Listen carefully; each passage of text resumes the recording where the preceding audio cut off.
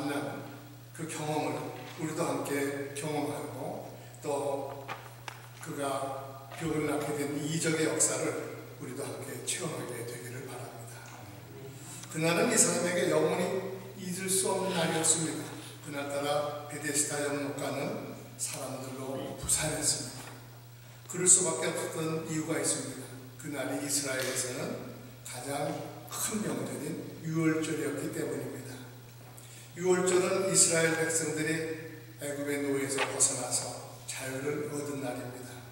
그래서 집집마다 가족들이 모여 양이나 염소를 잡고 또 쓴 나물과 무교병을 준비해서 축제를 벌이는 날이었습니다. 이런 명절이면 가족이 없는 사람이나 병이 들어 아픈 사람은 외로운 법입니다. 이런 날 아무도 찾아주는 사람이 없다는 것이 얼마나 힘이 드는지를 모릅니다. 그래서 이처럼 남들에게는 기쁘고 즐거운 날이었지만 38년을 앓아놓은 이 병자에게는 아무 의미가 없었습니다. 조금도 기쁘지 않았습니다. 감당하기 어려운 고독과 슬픔 속에서 참 가슴에 비애가 밀려오곤 했습니다. 그는 무려 38년이란 긴 세월을 고통 속에 갇혀 있었습니다. 몸을 움직일 수가 없었습니다. 그의 침상은 낡을 대로 낡았고 옷은 헤어질 대로 헤어졌고 냄새가 났습니다. 자유를 상징하는 유월절이었지만 그는 여전히 질병의 노예로 고통을 받고 있었습니다. 그가 베데스다 이 연못가에 오게 된 지는 벌써 여러 해가 되었습니다. 그가 이곳에 오게 된 것은 한 소문 때문이었습니다. 소문에 의하면 천사가 가끔 못에 내려와서 연못의 물을 휘젓고 올라간다는 얘기입니다. 그때 누구든지 가장 먼저 물속에 뛰어들어가는 사람은 병을 고칠 수 있다는 이런 얘기가 들렸습니다. 그 소문을 들었을 때 그는 아주 흥분했습니다. 가슴이 뛰었습니다. 그 못에만 들어갈 수 있다면 얼마나 좋을까? 이 못된 질병에서 해방될 수만 있다면 얼마나 좋을까? 그는 가족들에게 아마 사정사정해서 그 연못에 자기를 데려가달라고 부탁을 했을 것입니다. 그리고 마침내 소원을 이루었습니다. 그는 거기서 기다리며 세월을 보내게 됩니다. 그날부터 이제나 저제나 기회가 오기만을 기다렸습니다. 그러나 연못에 물이 동할 때는 이미 다른 사람이 먼저 들어가 그에게는 기회가 오지 않습니다. 세월을 지나면서 지쳐버린 가족들도 모두 다 떠나가 버렸습니다. 아무리 사랑하는 관계라도 병이 오래되면 모두가 멀어지기 마련입니다. 떠나갑니다. 이제는 자기를 물속에 밀어 넣어줄 사람조차 하나도 없습니다. 세월이 가면서 낳고자 하는 의욕도 줄어들고 이제는 살고자 하는 의욕마저도 상실한 채 멍청이 누워있을 수밖에 없습니다. 그는 매일매일의 삶이 아마 죽음보다 더한 고통이었을 것입니다. 원래 베데스다라는 연못은 간헐천이어서 뜨거운 지하수가 거기서 솟아나곤 했습니다. 말하자면 온천입니다. 그래서 어떤 병은 그 물에 목욕하면 낫기도 했습니다. 왜 우리도 여기서 어떤 온천이 유명하다 하면 별 소문이 다 들지 않습니까? 거기 가면 낫는다. 베데스다가 아마 그런 것 같습니다. 그 소문이 과장되게 퍼져나가서 많은 병자들이 몰려들게 되었습니다. 사람들은 연못 곁에 행각 5개를 지었고 행각마다 환자들로 인하여 인산인해를 이루고 있었다고 했습니다. 오늘 이 병자는 이 베데스다 이 행각에 들어온 후에 더 절망했습니다. 누가 옆에 있다가 물이 동할 때 자신을 연못에 넣어줘야 하는데 곁에 아무도 없습니다. 이것이 그를 더 서럽고 아프게 했습니다. 그에게는 육체적인 고통보다는 더 괴로운 것이 아마 외로움이었을 것입니다. 물이 솟구칠 때마다 이미 다른 사람이 먼저 물속에 들어갔습니다. 그는 이제 자신을 물속에 넣어줄 사람조차 없다는 것이 아주 괴로웠을 것입니다. 여러분, 이 사람이 지금 우리들의 모습이라고 한번 생각해 보시기 바랍니다. 우리들의 자화상이라고 하겠습니다. 이 병사를 통해서 우리는 우리 자신을 돌아보게 됩니다. 오늘도 많은 사람들이 다 베데스다가로 달려가고 있습니다. 행복을 찾아서 그곳에 가기만 하면 모든 고통으로부터 자유함을 얻을 수 있겠지. 거기 인생에 답이 있겠지. 거기에 행복이 있겠지. 거기에 가면 내 꿈을 이룰 수가 있겠지. 그래서 정치인들은 자신들이 사상과 이념으로 베데스다를 만든다고 이렇게 떠들어댑니다. 경제인들은 돈으로 베데스다를 이룰 수 있다고 큰 소리를 쳐댑니다. 평화와 도덕주의자들, 테러분자들 모두가 자기들이 주장하는 곳에 베데스다가 있다고 이렇게 말들 합니다. 사이비단들은 어떻습니까? 자신들이 있는 곳이 베데스다라고 자기들이 있는 곳으로 그들은 뭐라고 손짓을 합니다. 그래서 수많은 사람들이 몰려갑니다. 그러나 과연 이런 베데스다들이 우리를 얼마나 자유롭게 했습니까? 자유는커녕 오히려 좌절과 낙심, 소망이 없는 길목에서 이것이 우리를 더 방황하게 만들고 있지 않느냐 하는 것입니다. 지금 베데스다가 그랬습니다. 가장 먼저 물에 들어가는 사람만 낳는다는 말이 그 많은 사람들, 환자들 마음속에 경쟁심을 부채질해 주었습니다. 그래서 그곳은 아픈 사람들끼리 아픔을 나누는 곳이 아니라 서로를 견제하고 미워하는 살벌한 경쟁자가 경쟁하는 곳이 되어버렸습니다. 요즘 출생을 말하는 젊은이들이 고통을 호소합니다. 비빌 언덕이 없다는 것입니다. 줄이 없습니다. 학연, 지연, 혈연, 나에게는 아무 다른 사람이 가지고 있는 백이 없습니다. 왜 이런 부모를 나는 택하게 되었는가? 나는 왜 이런 환경에서 태어나게 되었는가? 이런 원망을 한다고 합니다. 모두가 이 세상은 나의 경쟁 상대입니다. 나를 짓밟고 올라서는 사람들로 인해서 산다는 것이 마치 전쟁터와 같습니다. 겉으로는 살아간다고 말을 하지만 정작 모두가 양보가 아니요 나의 경쟁자여 자기 이익을 구하기 바쁩니다. 여러분, 사람들의 살아가는 한계가 있습니다. 베데스다 말은 히브리 말로 자비의 집이라는 뜻입니다. 그러나 물이 동할 때 그곳에 자비를 베푸는 사람은 아무도 없습니다. 그곳은 자기가 살기 위해서는 남을 가로막고 먼저 뛰어가야 하는 비좁은 곳이었습니다. 그는 후회했습니다. 차라리 베데스다에 오지 않았으면 더 좋았을 것을. 더 이상 거기에 아무런 희망이나 소망이 없다는 것을 깨닫게 됩니다. 그러나 이제 자신을 고향으로 데려다 줄 사람조차 없습니다. 낫기 위해서 찾아온 이 연못가에서 그는 죽음을 기다릴 수밖에 없는 처량한 신세가 되어버렸습니다. 그는 거기에 누운 채로 몇 번의 유월절을 보냈는지 모릅니다. 오늘 또 한 번의 유월절을 맞게 된 그는 더욱 슬퍼졌습니다. 가족들은 지금 다 어떻게 되었을까? 살았는지 죽었는지 자신을 이곳에 데려다 놓은 후에 소식이 끊겼습니다. 아무도 찾아오지 않습니다. 이미 자신은 가족들에게서 그리고 세상 모든 사람들의 기억에서 사라진 지가 오래되었습니다.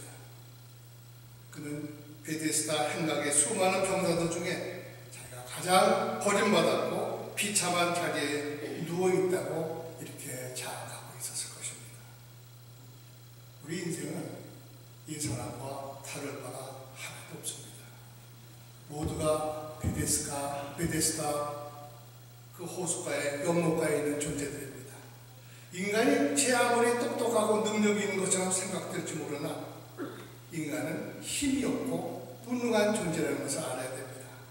스스로 물이 동할 때 뛰어들어갈 수 없는 존재입니다. 사도 바울은 로마서 5장 6절에서 이렇게 말합니다.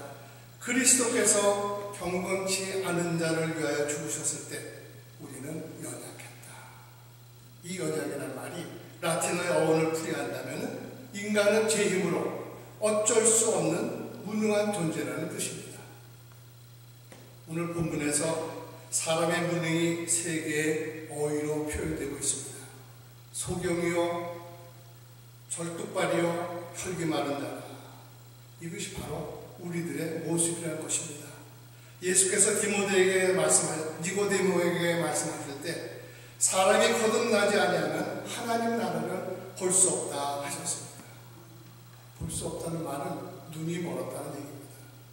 예수께서는 당시 종교 지도자들에게 말씀하실 때도 너희가 소경되었더라면 죄가 없으려니와 본다고 하니 너희 죄가 그저 있느니라 하셨습니다.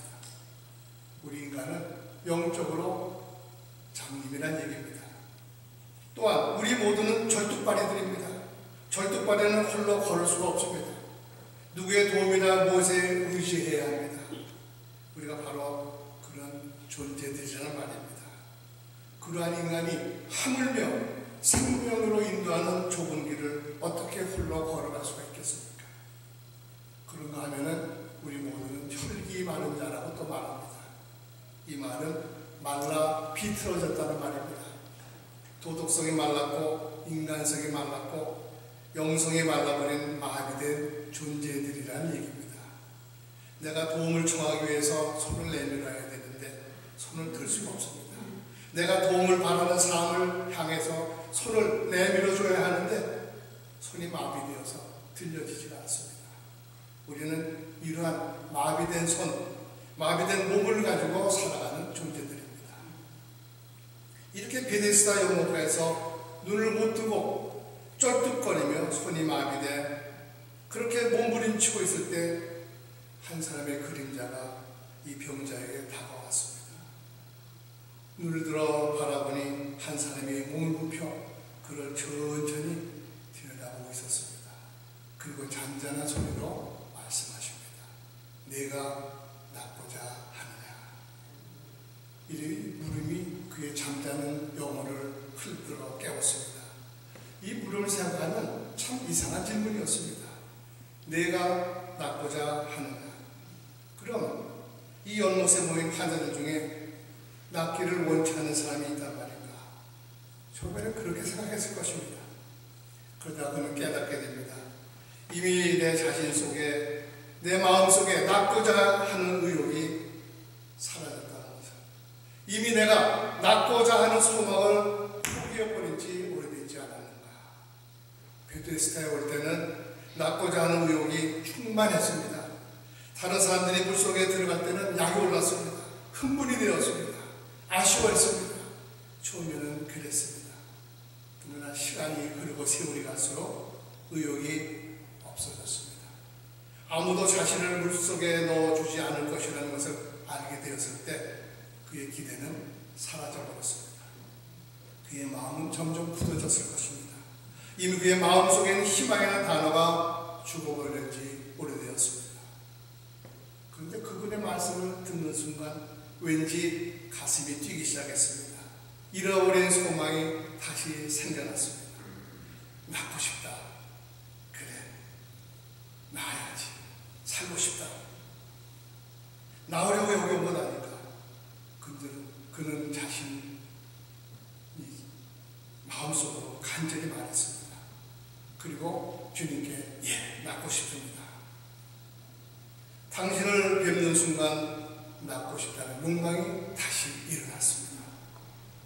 여러분, 예수님을 만나면 이런 욕망, 이런 의욕이, 이런 열정이 다시 살아나게 되어 있습니다.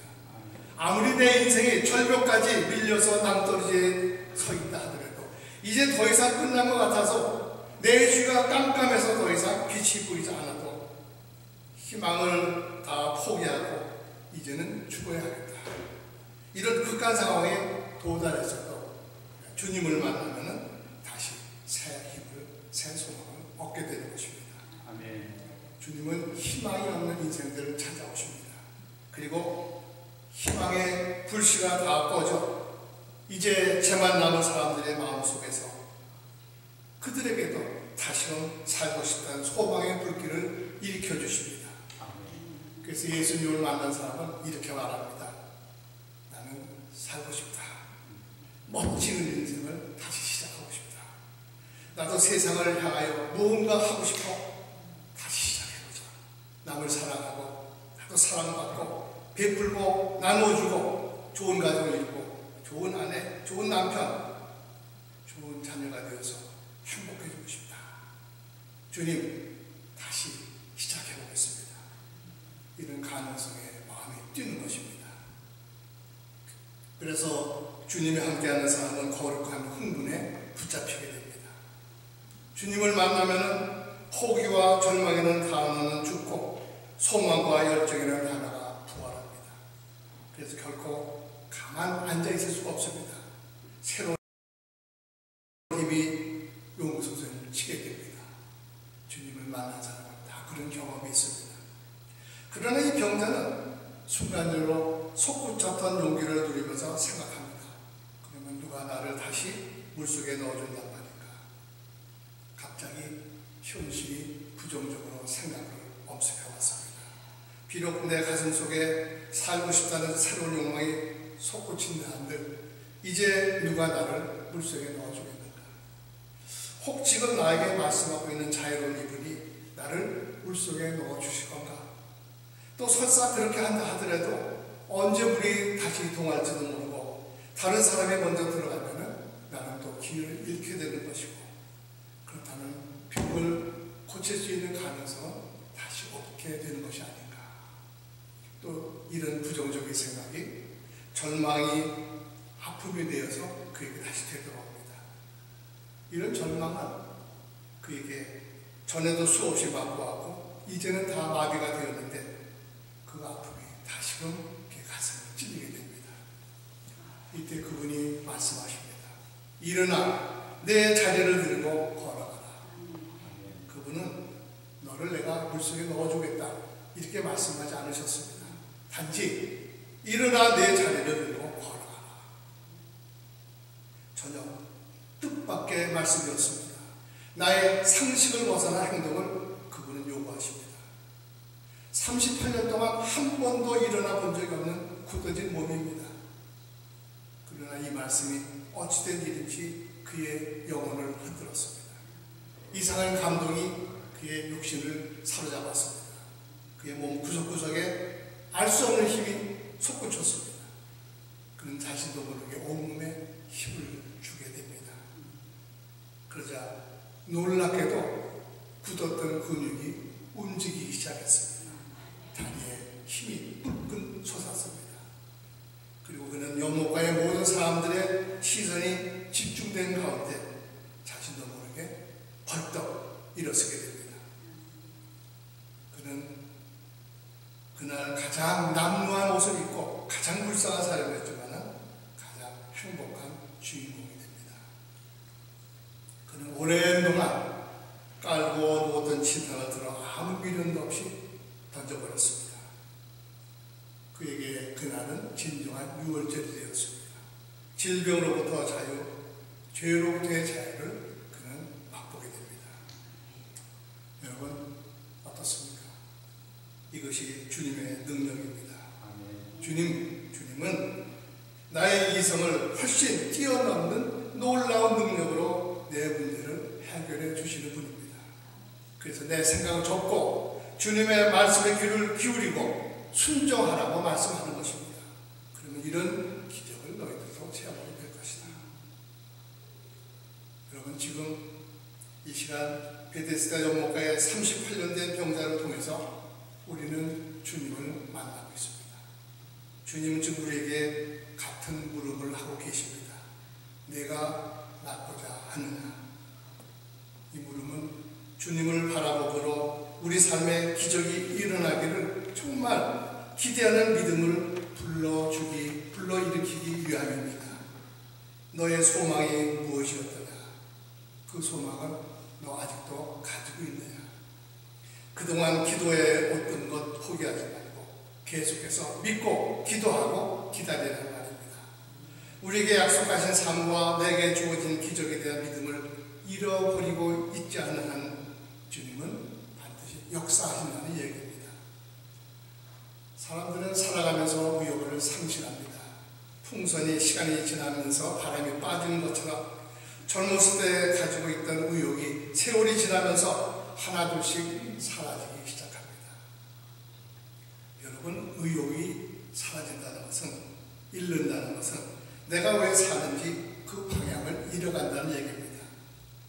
내가 사는 이유를 상실한다는 얘기입니다.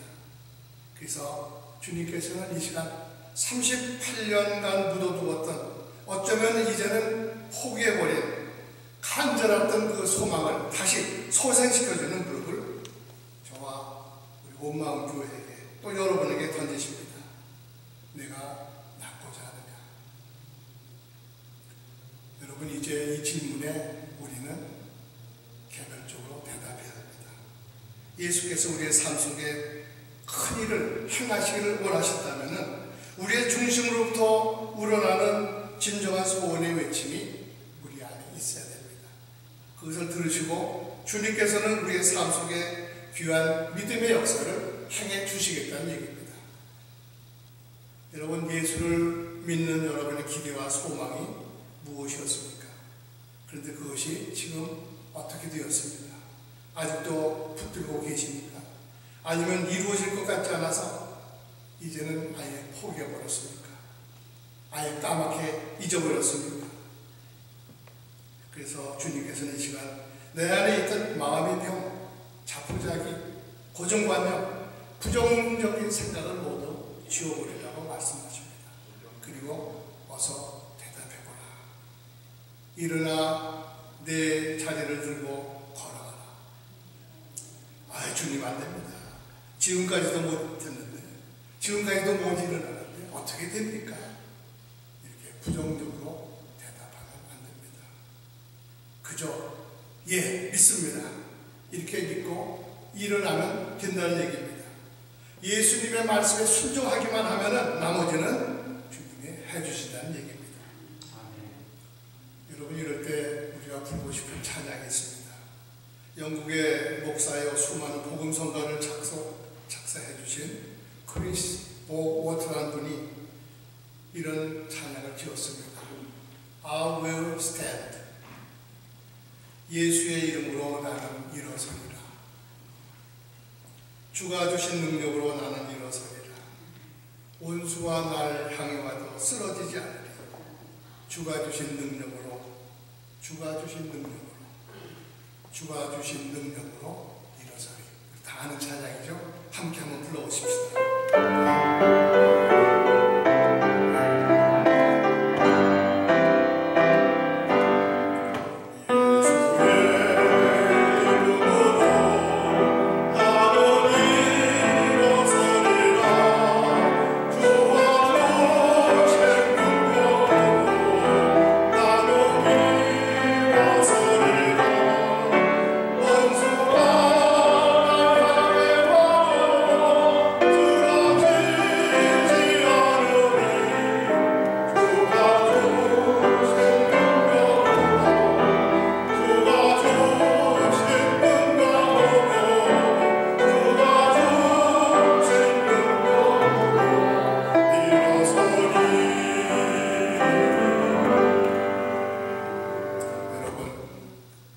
예수님은 참 좋으신 분입니다. 주님은 찾아오셔서 낙심했던 영혼과 마음에 용기를 주십니다. 꺼졌던 불씨를 다시 소생해 주십니다. 어두웠던 심령에 밝은 빛을 주십니다. 두려웠던 마음을 밝게 하시고 다시 새롭게 시작해보고 싶은 마음의 충동을 우리에게 주십니다. 그러므로 예수님 안에서는 내 인생은 언제나 소망이 있다는 이 한 가지 사실을 잊지 마시기 바랍니다. 사랑하는 성도 여러분, 우리 온마음교회 성도 다 기도 제목들 가지고 있는 거 제가 알고 있습니다. 절대로 낙심하거나 포기하지 마십시오. 남편이 교회에 나오게 되는 날이 반드시 실현될 것입니다. 온마음 교회가 넘쳐나는 날이 반드시 올 것입니다. 일어나 내 자리를 들고 걸어가라. 이 말씀으로 여러분의 두려움과 한숨이 사라지고 소망과 기쁨과 기대 가운데 새 힘을 얻게 되는 인생들이 되기를 예수님